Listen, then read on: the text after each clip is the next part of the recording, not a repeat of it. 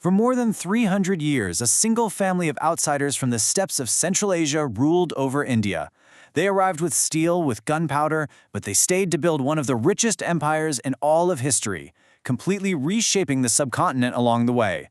This is the incredible story of the Great Mughals. And if you want to understand their impact, let's just talk about the wealth. At its absolute peak, the Mughal Empire was responsible for a full 1/4, 25% of the entire world's GDP. I mean, just let that sink in for a second. This wasn't just some regional power. It was a global economic juggernaut, with its textiles and spices literally dominating world trade. So that brings us to the big question. How did they pull it off? How did this dynasty, led by 6 extraordinary and, let's be honest, often brutal men, manage to conquer, unify, and then ultimately lose one of the world's greatest empires?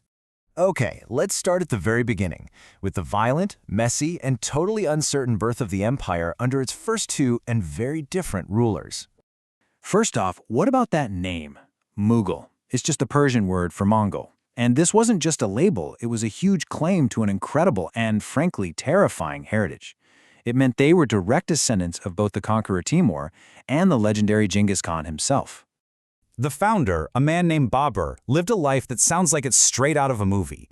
He's a king at age 11, a big-shot conqueror at 15, and then, just a few years later, he's homeless, having lost everything.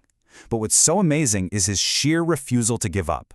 He claws his way back, captures Kabul, puts together a new army, and finally, using cannons and brilliant strategy, he smashes the Delhi Sultanate at the Battle of Panipat and founds his new dynasty in India. But, building an empire is one thing. Holding on to it is a whole different story. The new empire was incredibly fragile, and Babur's son, Humayun, came so close to losing it all. He was battling an opium addiction, betrayed by his own brothers, and was eventually chased out of India entirely by a brilliant Afghan general named Sher Shah Suri. He spent 15 long years in exile before he could finally fight his way back to his throne. So after all that chaos at the beginning, along comes the true architect of the empire. This is Humayun's son, Akbar. He inherited what was basically a shaky conquest and managed to transform it into a stable, powerful, and truly Indian empire. Akbar's genius really came down to this 4-part strategy. First, he conquered with an absolutely unstoppable military. But then, and this is key, he brought his former enemies into the fold through strategic marriages. Third, he set up a system to govern not by who your father was, but by merit. It was called the Manzebdari system. And finally, he ruled with a surprising amount of tolerance, getting rid of the tax on non-Muslims and embracing the incredible diversity of his empire. And he didn't stop there, oh no. He launched these massive cultural projects to try and forge a common identity for everyone. He built a whole new capital city from scratch and even tried to create a new religion blending ideas from Islam, Hinduism, and other faiths, with himself, naturally, at the very center of it. After Akbar, the empire sails into its golden age under his son Jahangir and his grandson Shah Jahan. This was the era of legendary wealth and unbelievable artistic achievement. But underneath that glittering surface, a really dark family problem was starting to fester. The sheer scale of the wealth is just hard to wrap your head around.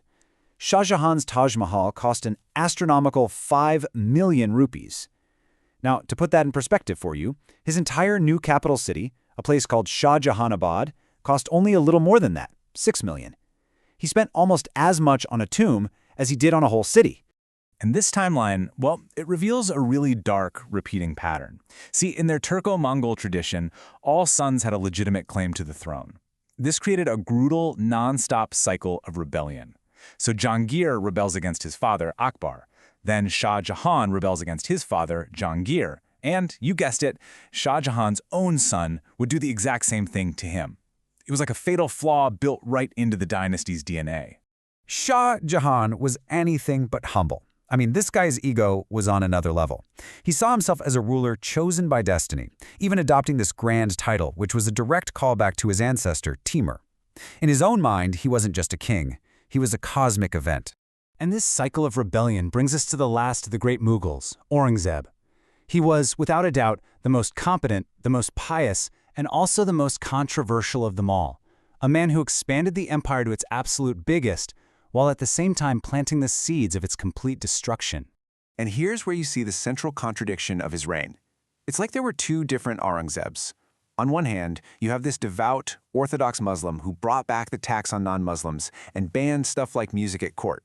But on the other hand, you have this incredibly pragmatic emperor who employed more Hindu nobles than anyone before him, gave money to build Hindu temples, and punished rebels of any faith with equal harshness.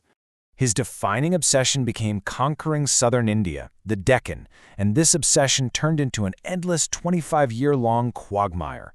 He poured the empire's vast wealth into this war against the super-resilient Marathas, a war he could just never quite win. And all the while, his long absence from the capital meant the core of the empire was basically rotting from the inside out. So this final obsessive war, it basically signed the empire's death warrant. Aurangzeb's death wasn't just the end of an era, it was like a dam breaking. He ruled for nearly half a century, 49 years. Just think about that. An entire generation knew no other emperor. His personal choices, his piety, his ambitions, his wars, they didn't just define his reign, they sealed the fate of the entire empire. And this quote from one of his final letters, it's just haunting. It reveals a man filled not with pride, but with this profound sense of failure and deep regret. The all-powerful, all-conquering emperor felt like he had actually achieved nothing. And you know what? He was right to worry. The moment he died in 1707, it was like a switch was flipped. The empire just fell apart. It was exhausted by war, there was no strong hand at the center, so the provinces declared independence, his successors became total puppets, and new powers like the Marathas started carving up the Mughal heartland for themselves.